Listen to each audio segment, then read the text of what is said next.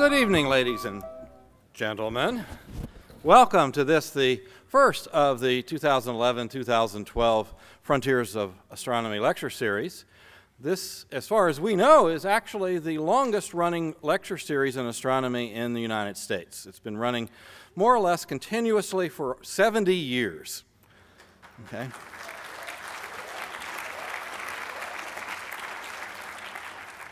So, I'm Earl Luck. I am associated with the Department of Astronomy at Case Western Reserve University. We are one of the sponsors of this event. Another sponsor is the Cleveland Museum of Natural History, our host here. And another one of the sponsors is the Cleveland Astronomical Society. So, tonight we have a double header for you. We're first going to have an update about Observatory Park from Tom Curtin, the director of Geauga Park.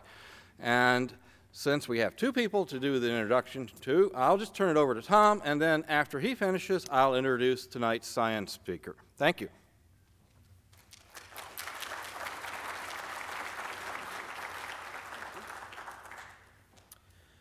Well, good evening. And last year when I was here, we didn't have much to show you as far as Observatory Park goes. But just a real quick background.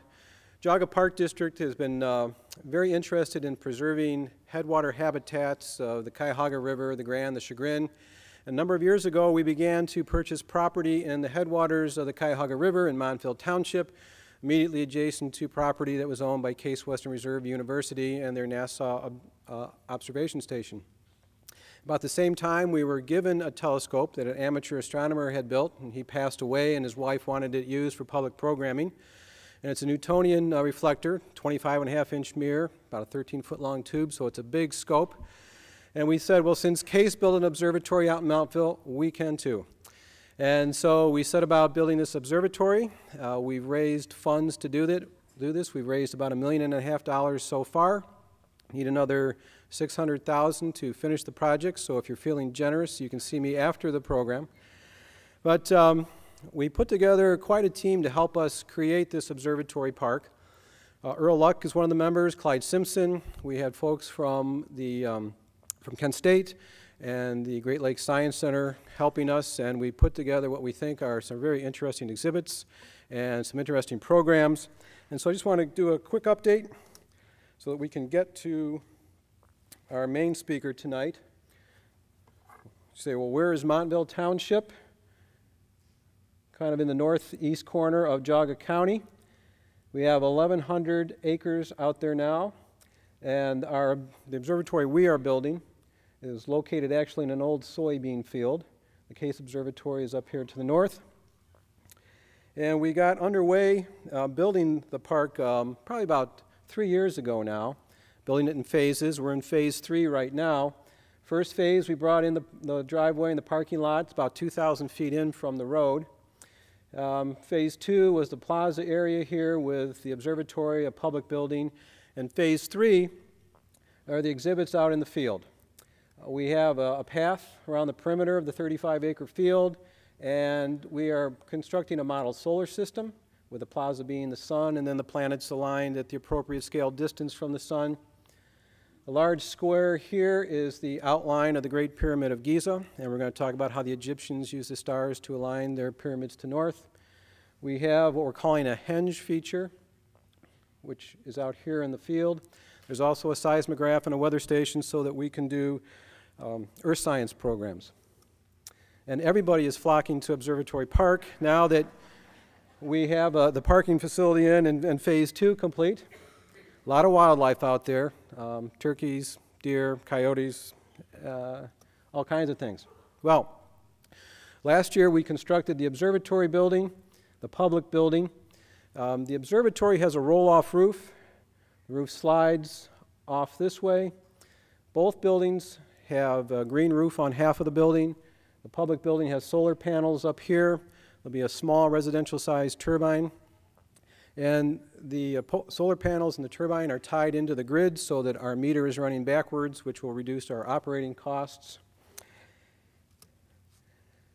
We have interactive exhibits, if you will, from the minute you enter the park and begin your walk up the path to the buildings. We've installed 2 sundials. They're a typical sundial with a gnomon and also a human sundial. So you can stand on the appropriate paver marked at the month of the year, and then you can check the time your shadow casts against the traditional gnomon. Both are set to daylight savings time, since we figure that's when most people will be out during the warmer months. But we're carrying astronomical sight lines and geographic sight lines through the project. This pathway is aligned to the summer solstice sunset. Another path cutting through the plaza aligned to the winter solstice sunset. We have a lunar phase model, which we have installed, and the idea, of course, is to explain why we see the different phases of the moon. And we've also incorporated artwork into the project. This is a lunar sculpture designed and manufactured by a woman from the Washington, D.C. area. And depending on where you stand and how you look at it, you'll see half moons, crescent moons, new moons, and that sort of thing. So it's always been part of the Geauga Park District to incorporate art into what we do and how we do it. This is a constellation globe in the background here with the constellations on it, and it does rotate. And this is our observatory building. As I said, the roof will slide off. Our weather station is here. The seismograph is tied into the building. And we have a window here where, as people come up, you can stop and you can check out the weather data and the seismic activity. So the building doesn't have to be open. There doesn't have to be anybody there. You can come and interact with these things whenever the spirit moves you.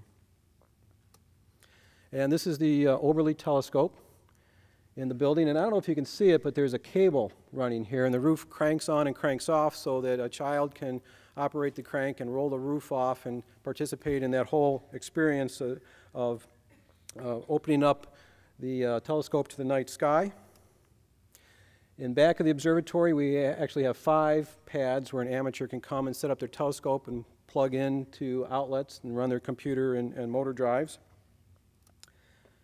Close-up of the constellation globe. General shot of the plaza. And I wanted to show this. These stacks that are going in as part of our waterless toilets.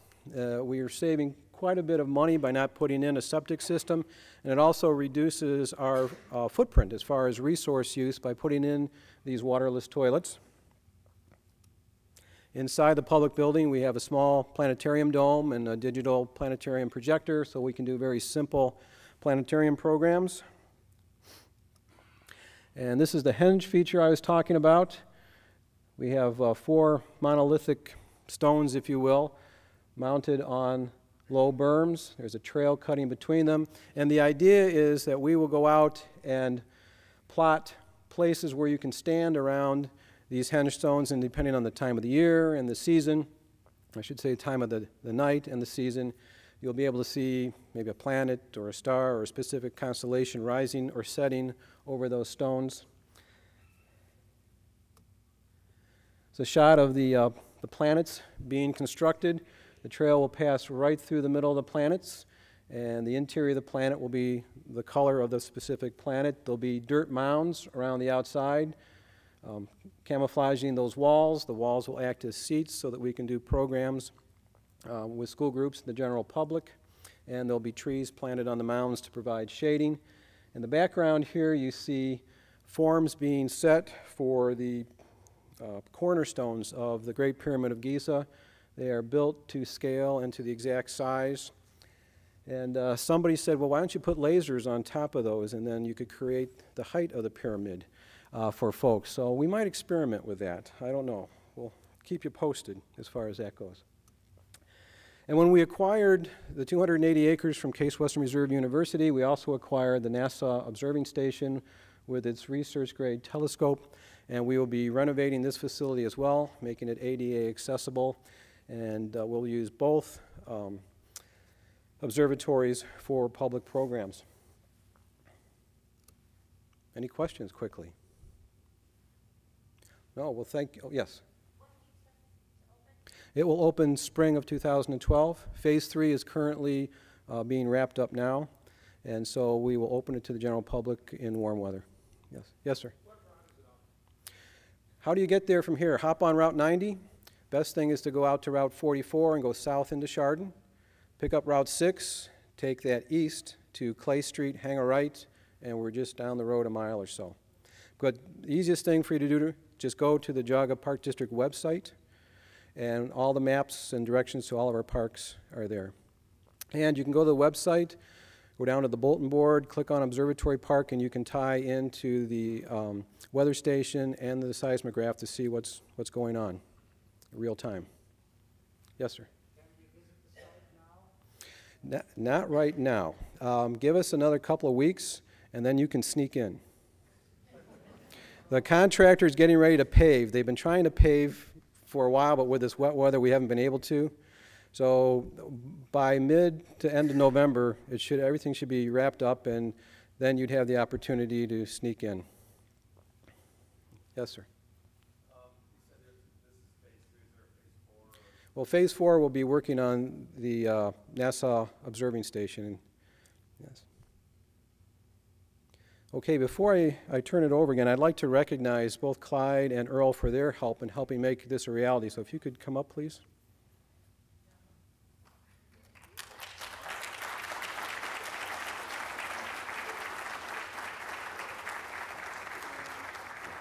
We have plaques, and it says that the Geauga Park District recognizes Earl Luck for making Observatory Park's educational adventure a reality. And same thing with Clyde. So Earl, thank you. Thank you.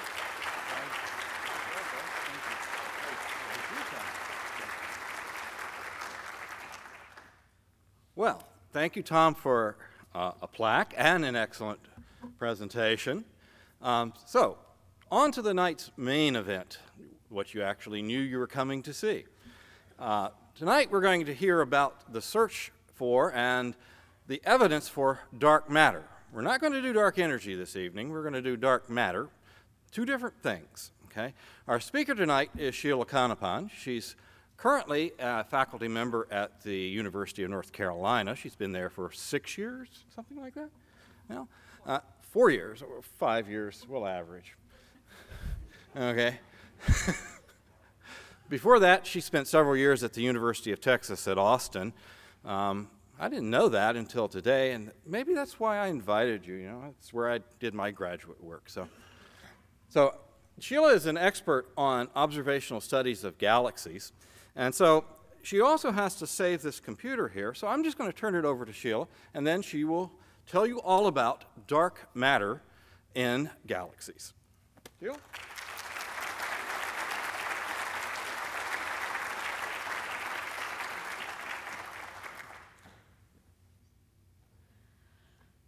Welcome, everyone.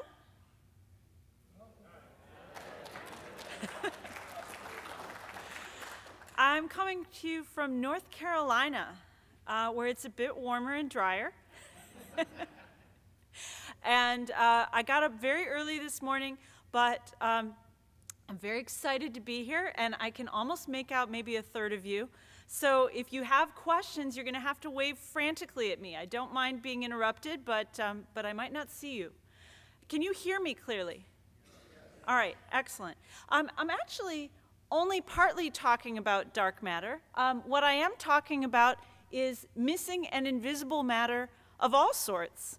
And I love this picture because it's an example of how we realize that we are in the presence of objects that we can't see. In that case, you look at that picture and you realize something's not quite right. What's actually going on there? An eclipse, right. And so then you realize, oh, there's another object that we can't see, but you're deducing it through its effects on the things you can see, right? And that's kind of the theme for this talk is how do we know as astronomers about things that we can't see